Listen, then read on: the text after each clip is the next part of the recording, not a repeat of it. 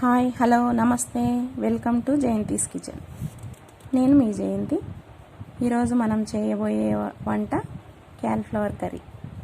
తక్కువ మసాలాలతో సింపుల్గా టేస్టీగా ఎలా చేసుకోవాలో చూసేద్దాం రండి. దీనికి ఒక చిన్న క్యాలీఫ్లవర్ చిన్న ముక్కలుగా కట్ చేసి ఒక బౌల్లోకి తీసుకోవాలి. అందులో వేడి నీళ్ళు పోసి పక్కన ఉంచుకోవాలి. ఒక పెద్ద టమాటా చిన్న చిన్న ముక్కలుగా కట్ చేసి పక్కన పెట్టుకొని స్టవ్ వెలిగించి ఒక బాండిల్ పెట్టి 2 టేబుల్ స్పూన్ల ఆయిల్ వేసి తాలింపు గింజలు, కరివేపాకు, ఎండు మిరపకాయలు వేసి చిటపటలాడించాలి. తర్వాత టమాటా ముక్కలు వేసి వేయించి మీ రుచికి సరిపడా ఉప్పు, కొద్దిగా పసుపు వేసి వేయించాలి.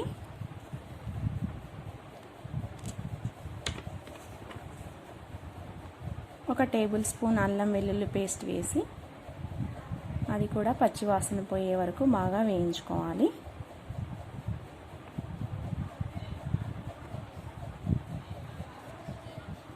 తర్వాత ఒక టేబుల్ స్పూన్ కారం, నేనైతే 1.5 స్పూన్ వేసుకున్నానండి.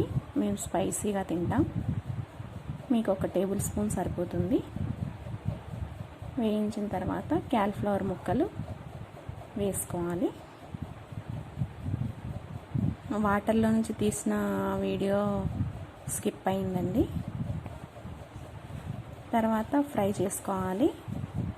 క్యాలీఫ్లవర్ ముక్కలకి ఉప్పు, కారం, మసాలా బాగా పట్టేలాగా 2-3 నిమిషాలు ఫ్రై చేసుకున్న తర్వాత ఒక చిన్న గ్లాస్ వాటర్ యాడ్ చేసుకోవాలి.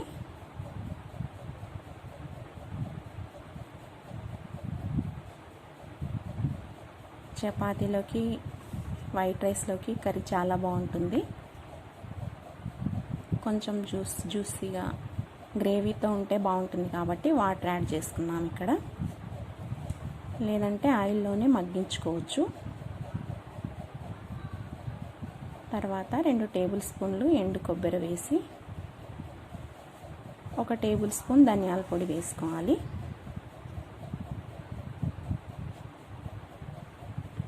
బాగా కలిపి ఒక 5 నిమిషాలు ఉడికించుకోవాలండి. తర్వాత మనకు ఆయిల్ అంతా బయటకు వచ్చేస్తుంది, మనకు తెలిసిపోతుంది. అప్పుడు కర్రీ రెడీ అయిపోయినట్లే.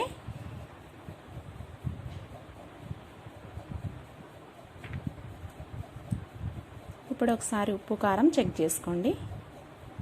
నాకు కొంచెం సాల్ట్ తక్కువ అనిపించి వేసుకున్నానండి. అంతే అండి, క్యాలీఫ్లవర్ కర్రీ రెడీ అయిపోయింది. ఇందులోకి చపాతీ చేసుకుంటున్నాను నేను. ఏదైనా మసాలా కర్రీకి, నాన్ వెజ్ కర్రీస్కి చపాతీకి ఇలా కొంచెం లైట్గా ఆయిల్ అప్లై చేసుకొని అలా మడతలుగా వేసుకొని రుద్దుకుంటే చాలా బాగుంటాయండి చపాతీలు.